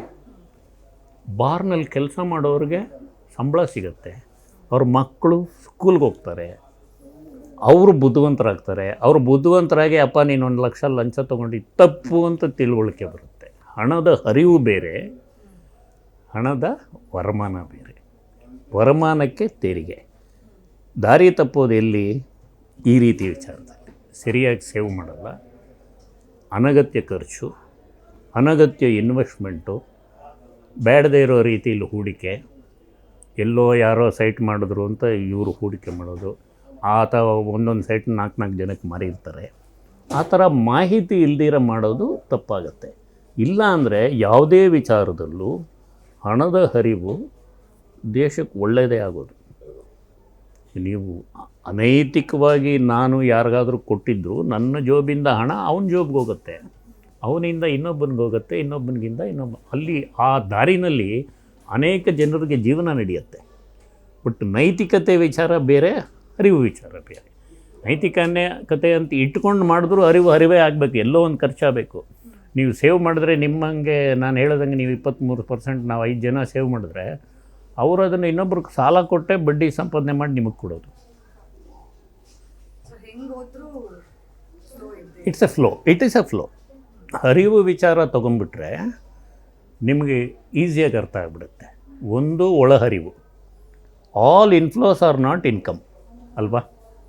Your salary is a income, your loan is also inflow, but it is not a income. All outflows are not expenditure. ನೀವು ಸಾಲ ಕೊಟ್ಟರೆ ಅದು ನಿಮ್ಮಿಂದ ಔಟ್ಫ್ಲೋ ಆಗಿರುತ್ತೆ, ಬಟ್ ಅದು ಎಕ್ಸ್ಪೆಂಡಿಚರ್ ಅಲ್ಲ. ಖರ್ಚು ಮಾಡಿದ್ರೆ ಖರ್ಚು. ಸರ್, ಈಗ ಅಂದರೆ ಮಾರ್ಕೆಟ್ನಲ್ಲಿ ಅಪ್ಸ್ ಆ್ಯಂಡ್ ಡೌನ್ಸ್ನ ನಾವು ನೋಡ್ತಾನೇ ಇದ್ದೀವಿ.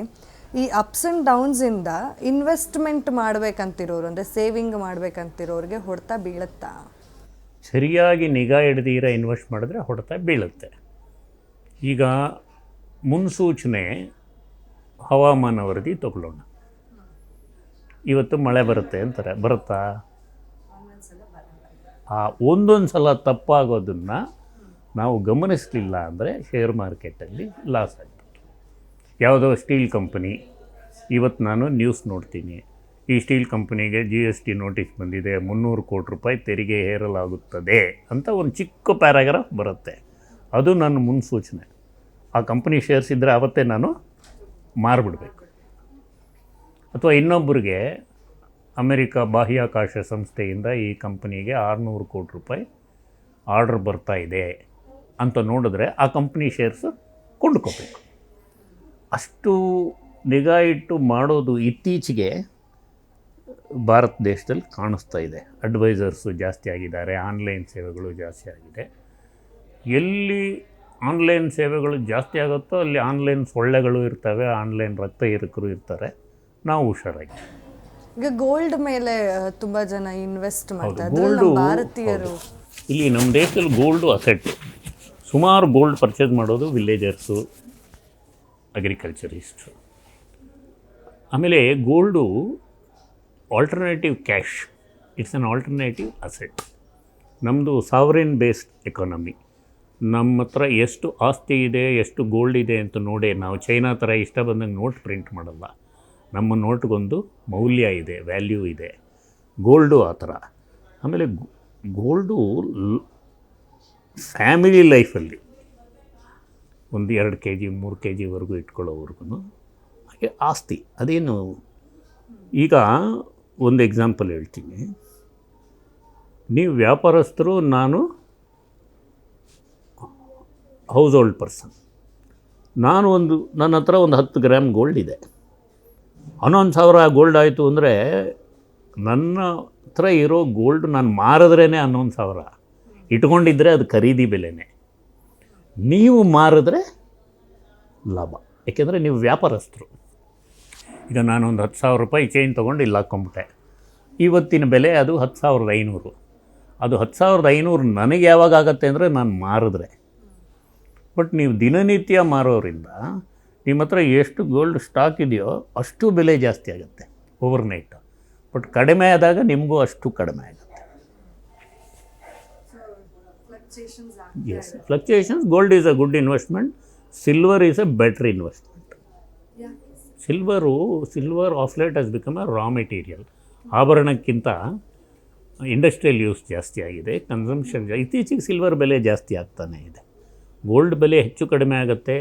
ಈ ಗೋಲ್ಡು, ಡಾಲರು, ನಮ್ಮ ಸೂಚ್ಯಂಕಗಳು ಇವೆಲ್ಲ ಒಂದು ರೀತಿ ಒಂದಕ್ಕೊಂದು ಸಂಬಂಧ ಕಲ್ಪಿಸ್ಕೊಂಡ್ಬಿಟ್ಟಿದೆ. ಎಲ್ಲೋ ವಾರ ಆಯಿತು, ಡಾಲರ್ ಬೆಲೆ ಜಾಸ್ತಿ. ಯಾಕೆ? ಡಾಲರ್ಗೆ ತವ್ರ ಮನೆ ಅಮೆರಿಕ. ಈಗ ನಮ್ಮಲ್ಲಿ ಎಲ್ಲೋ ಗಲಾಟೆ ಆಗ್ತಾಯಿದೆ ಅಂದರೆ ನಮ್ಮ ಮನೆ ಹತ್ರ ಅಂತ ನಾವು ಹೋಗ್ಬಿಡ್ತೀವಿ ಮನೆ ಹತ್ರ. ಆ ಥರ ಡಾಲರು ಇಂಡಿಯಾಲಿ ಇಂಟ್ರೆಸ್ಟ್ ರೇಟ್ ಫ್ಲಕ್ಚುಯೇಷನ್ ಆಗ್ಬೋದು ಅಂದರೆ ಫಸ್ಟು ವಾಪಸ್ ಹೋಗೋದು US ಅಥವಾ ಸಿಂಗಪುರ್ಗೆ ಅಥವಾ ಸೇಫ್ ಹ್ಯಾವನ್ ಅಂತೀವಿ, ಒಳ್ಳೆ ಜಾಗಗಳಿಗೆ ಹೋಗ್ಬಿಡುತ್ತೆ. ಪುನಃ ಅಮೆರಿಕನ್ ರೇಟ್ ಕಮ್ಮಿ ಆಯಿತು, ನಮ್ಮಲ್ಲಿ ವ್ಯಾಪಾರ ಜಾಸ್ತಿ ಆಗ್ತಾಯಿದೆ, ಇಂಡಿಯಾ ಪಾಕಿಸ್ತಾನ್ ವಾರ್ ನಿಂತೋಯ್ತು, ಪೂರಕವಾಗಿದೆ, ಬಂದ್ಬಿಡುತ್ತೆ. ಇವತ್ತು ನೋಡಿ ಹಾಂಗ್ಕಾಂಗಲ್ಲಿ ಬಡ್ಡಿ ದರ ಇಲ್ಲದೆ ಇರೋ ಲೋನ್ ಕೊಡೋ ಪರಿಸ್ಥಿತಿ ಇದೆ. ಅಷ್ಟು ಚೆನ್ನಾಗಿದೆ ಅವ್ರದ್ದು. 1% ಇಲ್ಲ. ಅಂದರೆ ಸಾಮಾನ್ಯ ಲೋನ್ಗಳೆಲ್ಲ ಹೆವಿ ಲೋನ್ಸು, ಇನ್ಸ್ಟಿಟ್ಯೂಷನಲ್ ಲೋನ್ಸ್ ಅಂತೀವಿ. ಆ ಥರ ಡಾಲರ್ಗೂ ಗೋಲ್ಡ್ಗೂ ಸಂಬಂಧ ಇದೆ. ಇಂಡಸ್ಟ್ರಿಯಲ್ ಇನ್ವೆಸ್ಟ್ಮೆಂಟು, ಶೇರ್ ಮಾರ್ಕೆಟ್ ಜಾಸ್ತಿ ಆಗ್ತಾಯಿದ್ರೆ ಗೋಲ್ಡ್ ಕಡೆ ಗಮನ ಕಡಿಮೆ ಆಗುತ್ತೆ. ಅಲ್ಲಿ ತಲ್ಲಣ ಆಗಿ ಮಾಸ್ ಲೆವೆಲಲ್ಲಿ ಎಲ್ಲ ಬಿದ್ದೋಗುತ್ತೆ ಅಂದಾಗ ಜನ ಗೋಲ್ಡ್ ಕಡೆ ಹೋಗ್ತಾರೆ. ಗೋಲ್ಡು ಈಗ ಪೇಪರ್ ರೂಪದಲ್ಲಿ ಬಂದುಬಿಟ್ಟಿದೆ. ನೀವು ಗೋಲ್ಡ್ ಅಂತ ತೊಗೊಂಡು ಸಾಲಿಡ್ ಗೋಲ್ಡ್ ಜೋಬಲ್ಲಿ ಇಟ್ಕೋದು ಬೇಡ. ನನ್ನ ಹತ್ರ 500 kg ಗೋಲ್ಡ್ ಇದ್ದರೆ ನಾನು ಅದನ್ನು 500 ಬಾಂಡ್ ಮಾರಿಬಿಡ್ತೀನಿ. ನೀವು ಗೋಲ್ಡ್ ಬಾಂಡ್ ಇಟ್ಕೊಬೋದು. ನನ್ನ ಗೋಲ್ಡ್ ಬೆಲೆ ಜಾಸ್ತಿ ಆದಷ್ಟು ನನ್ನ ಖರ್ಚು ಉಳಿದು ಮಿಕ್ಕಿದ್ದು ನಿಮ್ಮ ಲಾಭ. ಈಗ ಕೆಲವೊಂದು ಸಂಸ್ಥೆಗಳು 5 ರೂಪಾಯಿ 10 ರೂಪಾಯಿಗೆ ಕೂಡ ನೀವು ಗೋಲ್ಡ್ ಪರ್ಚೇಸ್ ಮಾಡ್ಬೋದು ಅನ್ನೋದನ್ನ, ಅದೇ ಈ ಬಾಂಡ್ ಸಿಸ್ಟಮ್ ಅಂದರೆ ಹೇಗೆ ವರ್ಕ್ ಆಗುತ್ತೆ? ಅದರಲ್ಲಿ ಸಾಧಾರಣ ಆಡು ಭಾಷೆಯಲ್ಲಿ ಹೇಳ್ತೀನಿ, ಅದರಲ್ಲೆಲ್ಲ ಇನ್ವೆಸ್ಟ್ ಮಾಡೋಕ್ಕೆ ಹೋಗಬೇಡಿ. ಈ ಟಾಟಾ ಕಂಪನಿ, ಮಲ್ಲಪುರಮ್, ಆ ಥರ ದೊಡ್ಡ ದೊಡ್ಡ ಸಂಸ್ಥೆಗಳು ಬೇರೆ. ಸಣ್ಣ ಪುಟ್ಟ ಇವತ್ತು ನಿನ್ನೆ ಹೊಸದಾಗಿ ಬಂದವು ಆನ್ಲೈನಲ್ಲಿ ಹುಷಾರಾಗಿ ಮಾಡಬೇಕು. ಹಾಗೆ ಅಂದ್ಬಿಟ್ಟು ಸ್ಮಾಲ್ ಕಂಪನೀಸ್ ಎಲ್ಲ ತಪ್ಪು ಅಂತಲ್ಲ. ಇವತ್ತಿಗೂ ಒಂದೊಂದು ಏರಿಯಾಲಿ ಒಂದೊಂದು ಚಿನ್ನದ ಅಂಗಡಿ ದೊಡ್ಡ ಸಂಸ್ಥೆಗಿಂತ ಚೆನ್ನಾಗಿ ನಂಬಿಕಸ್ಥರಾಗಿರ್ತಾರೆ.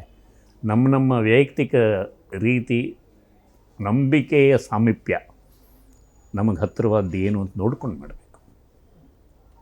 ಸರ್, ಈಗ FD ಮ್ಯೂಚುವಲ್ ಫಂಡ್ಸು ಮತ್ತು SIP ಬಗ್ಗೆ ಹೇಳೋದಾದರೆ ಏನು ಹೇಳ್ತೀರಾ ಅಂತ? ಅಂದರೆ ಮ್ಯೂಚುವಲ್ ಫಂಡ್ಸು ಉತ್ತಮ, ಎಕ್ಸಮ್ಷನ್ಸು ಇರುತ್ತೆ, but market fluctuation. Mutual fund ಅಂದರೆ ಏನು ಅಂತ ಹೇಳ್ತೀನಿ ನೋಡಮ್ಮ. ನಾವು ಮೂವರು 100 ರೂಪಾಯಿ ಒಂದು ಸಂಸ್ಥೆಗೆ ಇನ್ವೆಸ್ಟ್ ಮಾಡೋ ಬದಲು ನಾವು ಮೂವರು ಒಂದು ಸಂಸ್ಥೆಗೆ 300 ರೂಪಾಯಿ ಕೊಟ್ಟಿರ್ತೀವಿ. ಆ ಸಂಸ್ಥೆ 10 ಸಂಸ್ಥೆಯಲ್ಲಿ ಇನ್ವೆಸ್ಟ್ ಮಾಡಿರುತ್ತೆ.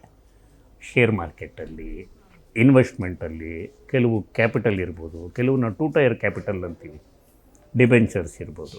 ಅಲ್ಲಿಂದ ಬಂದ ಒಟ್ಟಾರೆ ಲಾಭನ ನಮಗೆ ಹಂಚ್ತಾರೆ. ಸೂಚ್ಯಂಕ ಅಂತೀವಿ, ಇಂಡೆಕ್ಸ್ ಅಂತೀವಲ್ವ. ಈಗ ICICI ಪ್ರುಡೆನ್ಷಿಯಲ್ ಇಂಡೆಕ್ಸ್ ಕಮ್ಮಿ ಆಗಿದೆ, HDFC ಜಾಸ್ತಿ ಆಗಿದೆ.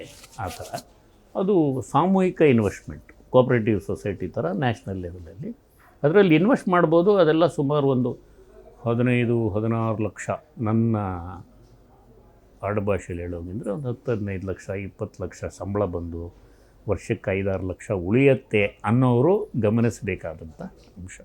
ಇಲ್ಲಾಂದರೆ ಯೂನಿಟ್ ಲಿಂಕ್ಡ್ ಇನ್ಶೂರೆನ್ಸು, FD, MSILಲ್ಲಿ ಚೀಟಿ ಹಾಕೋದು, ಇದೆಲ್ಲ ಭಾಳ ಒಳ್ಳೆಯ ಐಡಿಯಾ. ಸರ್, ಈಗ ಜನಸಾಮಾನ್ಯರು ಹಣದುಬ್ಬರದ ಪರಿಣಾಮಗಳನ್ನು ಹೇಗೆ ನಿಭಾಯಿಸ್ಬೋದು? ಖರ್ಚು ಕಡಿಮೆ ಮಾಡಬೇಕು. ನಿಭಾಯಿಸೋದೇನು ಆಟೋಮೆಟಿಕ್ಕಾಗಿ ಅದೇ ನಿಭಾಯಿಸ್ಕೊಳ್ಳುತ್ತೆ. ಈಗ ನನಗೆ 100 ರೂಪಾಯಿ ಸಂಬಳ ಬರ್ತಾಯಿದೆ, ಒಂದು ವಸ್ತು ಕೊಂಡ್ಕೋತೀನಿ, ಅದರ ಬೆಲೆ 50 ರೂಪಾಯಿ, 2 ವಸ್ತು ತೊಗೋಬೋದು. ಅದರ ಬೆಲೆ 60 ಆಗಿಬಿಟ್ರೆ ನಾನು 100 ಜಾಸ್ತಿ ಆಗಲ್ವಲ್ಲ. ನನ್ನ 100 ಜಾಸ್ತಿ ಆಗೋಕ್ಕೆ ಇನ್ನೊಂದು ಅಪ್ರೈಸಲ್ಗೆ ಕಾಯಬೇಕು. ಆ ಅಪ್ರೈಸಲ್ಗೆ ನನ್ನ ಸಂಸ್ಥೆ ಆರೋಗ್ಯಕರವಾಗಿರಬೇಕು. ನಿನಗೆ 8% ಅಪ್ರೈಸಲ್ಲಿ ಜಾಸ್ತಿ ಕೊಡ್ತೀನಪ್ಪ ಅನ್ನಬೇಕು. ಆ 8% ನನಗೆ ತಕ್ಕದಾದರೆ ನನ್ನ ಕೊಳ್ಳೋ ಸಾಮರ್ಥ್ಯ ಜಾಸ್ತಿ ಆಗುತ್ತೆ, ಇಲ್ಲ ಅಂದರೆ ಕಡಿಮೆ ಆಗುತ್ತೆ. ಸಾಯಂಕಾಲ ಮನೇಲಿ ಟ್ಯೂಷನ್ಸ್ ತೊಗೋಬೇಕು, ಸೀರೆ ವ್ಯಾಪಾರ ಮಾಡಬೇಕು, ಅದೆಲ್ಲ ಮಾಡಿದ್ರೆ ಎಕ್ಸ್ಟ್ರಾ ಇನ್ಕಮ್. ಹೌದು, ತೂಗಿಸ್ಕೊಂಡು ಹೋಗೋದೇ ಇದು ಕೆಲಸ. ಕೊಳ್ಳೋ ಸಾಮರ್ಥ್ಯ ಮುಖ್ಯ. ಎಲ್ಲಿವರೆಗೂ ಕೊಳ್ಳೋ ಸಾಮರ್ಥ್ಯ ಜಾಸ್ತಿ ಆಗ್ತಾ ಹೋಗುತ್ತೋ ಅಲ್ಲಿವರೆಗೂ ದೇಶದ ಎಕಾನಮಿ ಬೆಳೀತಾ ಹೋಗುತ್ತೆ. ಸರ್, ಈಗ ATC ATD HRA ಇದು ಹೇಗೆ ಉಪಯೋಗ ಆಗುತ್ತೆ? ಆ್ಯಕ್ಚುಲಾಗಿ ATC ATD HRA ಅಂದರೆ ಇದೆಲ್ಲ ಇನ್ವೆಸ್ಟ್ಮೆಂಟ್ಸು. ನೀವಾಗಲೇ ಹೇಳಿದ್ರಲ್ಲ, mutual funds, shares, interest, housing interest. HRA ಒಂದು ಲಿಮಿಟ್ವರೆಗೂ ಎಕ್ಸಮ್ಷನ್ಸ್ ಕೊಡ್ತಾರೆ. ಅದಾದಮೇಲೆ ತೆರಿಗೆ ಕಟ್ಟಬೇಕು. That is as far as IT is concerned. ಈ IT ವಿಚಾರಗಳು ಸೆಕ್ಷನ್ ವೈಸು, ಎಕ್ಸಮ್ಷನ್ ವೈಸು, GSTಲಿ ಮೇಲ್ನೋಟಕ್ಕೆ ಹೇಳಿದಂಗೆ IT ವಿಚಾರ ಹೇಳಕ್ಕೆ ಬರೋದಿಲ್ಲ. ತಪ್ಪು ಸಂದೇಶ ರವಾನೆ ಆದರೆ ಕಷ್ಟ ಆಗುತ್ತೆ. ಇವೆಲ್ಲ ಆ ಅನುಪಾತಕ್ಕೆ ತಕ್ಕನಂಗೆ ಎಕ್ಸಮ್ಷನ್ 1.5 ಲಕ್ಷವರೆಗೂ ಒಂದು ಎಕ್ಸಮ್ಷನ್ ಇರುತ್ತೆ. ನೀವು 2 ಲಕ್ಷ ಇನ್ವೆಸ್ಟ್ ಮಾಡಿಬಿಟ್ರೆ ನಿಮ್ಗೆ 50,000 ಮೇಲೆ ತೆರಿಗೆ ಕಟ್ಟಬೇಕು. ಈಗ ಸ್ಯಾಲ್ರಿ ಕೊಡಬೇಕಾದ್ರೂ ಈಗ ದೊಡ್ಡ ದೊಡ್ಡ ಸಂಸ್ಥೆಗಳು, ಫಾರಿನ್ ಸಂಸ್ಥೆಗಳನ್ನೇ ನೋಡಿದ್ರೆ ಅಲೋಯೆನ್ಸಸ್ ಅಂತ ಹೇಳಿ ಒಂದಷ್ಟು ಸಂಬಳ ಕೊಡ್ತಾರೆ, ಹೌಸ್ ರೆಂಟ್ ಅಂತ ಹೇಳಿ ಕೊಡ್ತಾರೆ. ಅಂದರೆ ಡಿವೈಡ್ ಆಗಿರುತ್ತೆ. ಇಲ್ಲ, ಈಗ ಇದೆಲ್ಲ ಇನ್ಕ್ಲೂಡೆಡ್ ಇನ್ ಇನ್ಕಮ್. ಓಕೆ, ಎಲ್ಲ ಇನ್ಕ್ಲೂಡ್ ಆಗಿ ಒಂದು ಸ್ಯಾಲ್ರಿ, ಆಮೇಲೆ ಎಕ್ಸಮ್ಷನ್. ಅದು ಒಂದು ಕನ್ಫ್ಯೂಷನ್ ಇರುತ್ತೆ ಸರ್. ಇದು ಬರ್ತಿದೆಯಲ್ಲ, ನಾನು ಯಾಕೆ ಐ ಟಿ ರಿಟರ್ನ್ಸ್ ಫೈಲ್ ಮಾಡಬೇಕು, ನಾನು ಯಾಕೆ ಇಲ್ಲ, ಈಗ ಆರ್ಗನೈಸ್ ಸೆಕ್ಟಾರಲ್ಲಿ ನಿಮ್ಮ ಟ್ಯಾಕ್ಸ್ ಲಿಮಿಟ್ ಇರಲಿ ಇಲ್ಲದೆ ಇರಲಿ ನಿಮಗೆ ಆ್ಯನ್ಯುಯಲಿ ಫಾರ್ಮ್ 16A 16 ಅಂತ ಕೊಟ್ಬಿಡ್ತಾರೆ. ಅದರಲ್ಲೇ ಎಲ್ಲ ಡಿಡಕ್ಟ್ ಆಗೋಗಿರುತ್ತೆ. ಅದು ಬಿಟ್ಟು ಅದ್ರ ಹೊರತಾಗಿ ನಿಮ್ಗೆ ಏನಾದರೂ ಬಂದಿದ್ದರೆ, ಸಪೋಸ್ ನಿಮ್ಮ HR ಕೇಳ್ತಾರೆ ನಿಮಗೆ ಬೇರೆ ಇನ್ಕಮ್ ಏನೇನಿದೆ, ನೀವು EMI ಏನಾದರೂ ಕಟ್ತಾ ಇದ್ದೀರಾ, ಹೌಸಿಂಗ್ ಲೋನ್ ಏನಾದರೂ HR ಕೇಳಿ ಅದನ್ನು ಅವರೇ ಇನ್ಕ್ಲೂಡು ಮಾಡಿಬಿಡ್ತಾರೆ. ನಿಮಗೆ ಫಾರ್ಮ್ 16 ಕೊಟ್ಟರೆ ಕೆಲವು ಲಿಮಿಟ್ 6.5-7.5 ಲಕ್ಷದವರೆಗೂ ರಿಟರ್ನ್ಸ್ ತಾನಾಗೇ ಫೈಲು ಆಗಿರುತ್ತೆ. ನಂಗೆ ಕೊನೆ ಪ್ರಶ್ನೆ, GST ಜನಸಾಮಾನ್ಯರ ಮೇಲೆ ಯಾವ ರೀತಿ ಪರಿಣಾಮ ಬೀಳ್ತಾ ಇದೆ ಅಂತ? ನೋಡಿ, ಇಲ್ಲಿ ಗ್ರಾಹಕನೇ ಸಂಪೂರ್ಣ ತೆರಿಗೆ ಭರಿಸಬೇಕು. ಮರುಮಾರಾಟಗಾರ ಯಾವುದೇ ರೀತಿ ತೆರಿಗೆ ಭರಿಸೋ ಅವಶ್ಯಕತೆ ಇಲ್ಲ. ನಾನು ಆವಾಗಲೇ ಎಕ್ಸಾಂಪಲ್ ಹೇಳಿದೆ, 100 ರೂಪಾಯಿಗೆ ತೊಗೊಂಡು ಕಟ್ಟಿರೋ ಟ್ಯಾಕ್ಸ್ನ ಮುರ್ಕೊಂಡು ಕಟ್ಟಬೇಕು. ಕಾಂಪೋಸಿಷನ್ ಸ್ಕೀಮಲ್ಲಿ ನೀವು ಖರೀದಿ ಮಾಡುವಾಗ ತೆರಿಗೆ ಕಟ್ಟಿರ್ತೀರಾ, ಆ ವಸ್ತು ಮೇಲೆ ತೆರಿಗೆ ಇದ್ದರೆ, ಮಾರಾಟ ಮಾಡುವಾಗ 1% ಕಟ್ತೀರಾ, ಬಟ್ 1% ನಿಮ್ಮ ಲಾಭದಲ್ಲಿ ಇರುತ್ತೆ. ಅದೆಲ್ಲ ಹೋಗಿ ಖರ್ಚಾಗಿ ಉಳಿಕೆ ಹಣ ಇನ್ಕಮ್ ಟ್ಯಾಕ್ಸ್ ಪ್ರಶ್ನೆ ಬರುತ್ತೆ. ಅಂದರೆ ಪ್ರತ್ಯಕ್ಷ ತೆರಿಗೆ, ಡೈರೆಕ್ಟ್ ಟ್ಯಾಕ್ಸು. ಅಲ್ಲಿವರೆಗೂ ಪರೋಕ್ಷ ತೆರಿಗೆ, ಇಂಡೈರೆಕ್ಟ್ ಟ್ಯಾಕ್ಸ್ ನಿಮ್ಮ ಜೋಬಿಂದ ಹಣ ಹೋಗಲ್ಲ. ಈಗ ಎಲ್ಲ ಡಿಜಿಟಲ್ ಇಂಡಿಯಾ ಆಗ್ತಾ ಇದೆ, ಅಂದರೆ ಕೆಲವು ವರ್ಷಗಳಿಂದ ಡಿಜಿಟಲ್ ಇಂಡಿಯಾ ಆಗಿರೋದ್ರಿಂದ ಎಲ್ಲರೂ ಟ್ರಾನ್ಸಾಕ್ಷನ್ನ UPI ಮೂಲಕನೇ ಮಾಡ್ತಿರೋದ್ರಿಂದ ಈಗ ಕೆಲವೊಂದು ಅಂಗಡಿಗಳು, ವ್ಯಾಪಾರಸ್ಥರು ಇದ್ದಾರೆ ಬರೀ ದುಡ್ಡನ್ನೇ ಇಸ್ಕೊಳ್ಳೋ ಅಂಥವ್ರು. ಇದರಿಂದ ಟ್ಯಾಕ್ಸ್ಗೆ ಹೊಡ್ತಾ ಬೀಳುತ್ತಾ? ಅಲ್ಲ, ದುಡ್ಡು ಇಸ್ಕೊಂಡು ಬಿಲ್ ಕೊಟ್ಟಿಲ್ಲ ಅಂದರೆ ಹೊಡ್ತಾ ಬೀಳುತ್ತೆ. ಬಿಲ್ ಕೊಟ್ಟೇ ಬರುತ್ತೆ. ಈಗ ಈ ಡಿಜಿಟಲೀಕರಣ ಏನಾಗಿದೆ ಅಂದರೆ, ಗೊತ್ತಿದ್ದು ಎಕ್ಸ್ಟ್ರಾ ಹಣ ಬಂದವರು ತೆರಿಗೆ ಕಟ್ಟಿದ್ದಾರೆ, ಗೊತ್ತಿದ್ದು ಎಕ್ಸ್ಟ್ರಾ ಹಣ ಬಂದವರು ತೆರಿಗೆ ಕಟ್ಟದೀರ ತಪ್ಪಿಸ್ಕೊಂಡಿದ್ದಾರೆ. ಕೆಲವರು ಮಾತ್ರ ಪಾಪ ಗೊತ್ತಿಲ್ಲದೆ ಹಣ ಬಂದಿದೆ, ತೆರಿಗೆ ಕಟ್ಟಿಲ್ಲ, ಅವ್ರಿಗೆ ತೊಂದರೆ ಬಂದಿದೆ. Thank you sir, thank you ನಿಮ್ಮ ಎಲ್ಲ ಮಾಹಿತಿಗಾಗಿ. ಅಂದರೆ ನನಗೂ ಒಂದಷ್ಟು ಪ್ರಶ್ನೆಗಳಿತ್ತು, ಹೇಗೆ ವರ್ಕ್ ಆಗುತ್ತೆ, ಈ ರೀತಿಯಾಗಿ ಮಾಡಿದ್ರೆ ಏನು ಉಪಯೋಗಗಳಿದೆ, ಯಾವ ರೀತಿಯಾದಂಥ ತಪ್ಪುಗಳನ್ನು ನಾವು ಮಾಡಬಾರ್ದು ಅನ್ನೋದು ಒಂದು ಐಡಿಯಾಲಜಿ ಇತ್ತು. ಇನ್ವೆಸ್ಟ್ಮೆಂಟ್ ಮಾಡಬೇಕಂದ್ರೆ ಹೊಸ ಇನ್ವೆಸ್ಟರ್ಸ್ ಯಾವುದರಲ್ಲಿ ಮಾಡಿದ್ರೆ ಬೆಟರ್, ಎಷ್ಟು ಸೇವಿಂಗ್ಸ್ ಮಾಡಿ. ಇದು ಈ ಸೆಕೆಂಡ್ ಸಬ್ಜೆಕ್ಟ್ ಕೇಳಿದ್ರಲ್ಲ, ಅದು ಇನ್ನೊಂದು ಸಲ ಮಾತಾಡಬೇಕು. ಇವತ್ತು ಭಾಳ ಲೋಕಾಭಿರಾಮವಾಗಿ ಮಾತಾಡಿದ್ವಿ, ಬಟ್ ಮಾಹಿತಿ ನೀವು ಪಡ್ಕೊಂಡ್ರೆ ನಾನು ಸಾಧ್ಯವಾದಷ್ಟು ಮಟ್ಟಿಗೆ ಕೊಟ್ಟೆ. ಈ ಸೆಕ್ಷನ್ಸ್ ಜಾಸ್ತಿ ಹೇಳ್ತಾ ಹೋದರೆ ಕೇಳಿದ್ರು ಕನ್ಫ್ಯೂಸ್ ಆಗಿಬಿಡುತ್ತೆ. ಒಂದು GST ವಿಚಾರದಲ್ಲಂತೂ ಕಟ್ಟುನಿಟ್ಟಾಗಿ ನಾನು ಹೇಳಿದ್ದಕ್ಕಿಂತ ಮೇಲೂ ಏನೂ ಇಲ್ಲ, ಕಡಿಮೆನೂ ಏನೂ ಇಲ್ಲ. ಸಿದ್ದರಾಮಯ್ಯನವರು ಕಡಿಮೆ ಮಾಡೋಕ್ಕಾಗಲ್ಲ, ಕಮಿಷನರು ಕಡಿಮೆ ಮಾಡೋಕ್ಕಾಗಲ್ಲ. GST ಕೌನ್ಸಿಲ್ ಮಾಡ್ಬೋದು. GST ಕೌನ್ಸಿಲ್ ಮಾಡಿದ್ರೂ ಅದರಿಂದ ಆಗೋ ನಷ್ಟ, ಕರ್ನಾಟಕಕ್ಕಾಗೋ ನಷ್ಟನೂ ಕರ್ನಾಟಕನೇ ಭರಿಸ್ಬೇಕು, ಕೇಂದ್ರಕ್ಕಾಗೋ ನಷ್ಟ ಕೇಂದ್ರ ಭರಿಸುತ್ತಾ ಇಲ್ವಾ ಅಥವಾ ನಿಮಗೆ ಕೊಡೋ ಹಣದಲ್ಲಿ ಮುರ್ಕೋತೀವಾ ಅಂತ ಹೇಳ್ತಾರೆ, ಗೊತ್ತಿಲ್ಲ. ಬಟ್ ಒಟ್ಟಾರೆ ಈಗ ಪ್ರಸ್ತುತ GST ಸಿಚುವೇಷನ್ ಇರೋರಿಗೆಲ್ಲರಿಗೂ ಒಂದೇ ಅಡ್ವೈಸು, ದಯವಿಟ್ಟು ಇಮ್ಮಿಡಿಯೇಟ್ ರಿಪ್ಲೈ ಕೊಡಿ. ನೀವು ನನಗೆ ನೋಟಿಸ್ ಕಳಿಸಿದ್ದೀರಾ, ನನಗೆ ಇದು ಆಶ್ಚರ್ಯ ಆಗಿದೆ, ನನಗೆ ಕಾಲಾವಕಾಶ ಕೊಡಿ, ಇತರರನ್ನ ಕನ್ಸಲ್ಟ್ ಮಾಡಿ ನಾನು ಏನು ಮಾಡಬೇಕು ಅಂತ ತಿಳಿಸ್ತೀನಿ, ನನಗೊಂದು 60 ದಿನ ಟೈಮ್ ಕೊಡಿ, 90 ದಿನ ಟೈಮ್ ಕೊಡಿ ಅಂತ ಮಾಡಿ. ಒಂದು ವೈಯಕ್ತಿಕವಾಗಿ ಮಾಡಿ ನಿಲ್ಲಿಸ್ಬೇಡಿ. ಎರಡನೇದು, ನಿಮಗೆ ತಕ್ಕಂಗೆ ಕೆಲವು ಅಸೋಸಿಯೇಷನ್ಗಳಿದೆ, ಅವರು ಕೋರ್ಟ್ಗೆ ಹೋಗ್ತಾರೆ, ಲಾಯರ್ ಮೂಲಕ ವಾದ ಮಾಡ್ತಾರೆ. ಒಟ್ಟಾರೆ ಜ್ವರ ನಿಲ್ಲುತ್ತಾ ಇಲ್ವಾ ಅನ್ನೋದು ನಮ್ಮ ದೇಹದಲ್ಲಿರೋದೇ ಹೊರತು ಡಾಕ್ಟ್ರ್ ಕೈಯಲ್ಲಲ್ಲ. ನಾವು ಅದನ್ನು ಮನದಲ್ಲಿಟ್ಕೊಂಡು 60-70 ಲಕ್ಷ ಬಂದಿದೆ, ಡಿವೈಡೆಡ್ ಬೈ 5 10 ಲಕ್ಷ ಬಂದಿದೆ, ಅದರಲ್ಲಿ ಇಂಟ್ರೆಸ್ಟ್ ಎಷ್ಟು, ಪೆನಾಲ್ಟಿ ಎಷ್ಟು, ನಾನು ಕಟ್ಟಲೇಬೇಕಾಗಿರೋ ತೆರಿಗೆ ಎಷ್ಟು ಅಂತ ನೀವು ಸಪ್ರೇಟಾಗಿ ನಿಮ್ಮ ಮನಸ್ಸಲ್ಲಿ ಯಾರಿಗೂ ಹೇಳ್ತೀರ ಗುಟ್ಟಾಗಿ ಕ್ಯಾಲ್ಕುಲೇಟ್ ಮಾಡಿ ಇಟ್ಕೊಂಡು ರೆಡಿಯಾಗಿರಿ. Thank you so much sir, ನಿಮ್ಮ ಟೈಮ್ಗಾಗಿ ಹಾಗೆ ನಿಮ್ಮ ಅಂದರೆ ನಿಮ್ಮಲ್ಲಿರುವಂಥ ಒಂದು ನಾಲೆಜ್ನ ಒಂದಷ್ಟು ಜನಕ್ಕೆ ಈಗಾಗಲೇ ಶೇರ್ ಮಾಡಿದ್ದೀರಾ. ಈ ಕೆಲಸ ಮುಂದುವರಿಲಿ ಅಂತ ಹೇಳ್ತಾ, ನೋಡಿದ್ರಲ್ಲ ಇದೇ ಹೊತ್ತಿನ ವಿಶೇಷ. ನೋಡ್ತಾ ಇರಿ ಗ್ಯಾರಂಟಿ ನ್ಯೂಸ್, ಸುದ್ದಿ ಖಚಿತ, ನ್ಯಾಯ ನಿಶ್ಚಿತ. ಗ್ಯಾರಂಟಿ ನ್ಯೂಸ್, ಸುದ್ದಿ ಖಚಿತ, ನ್ಯಾಯ ನಿಶ್ಚಿತ.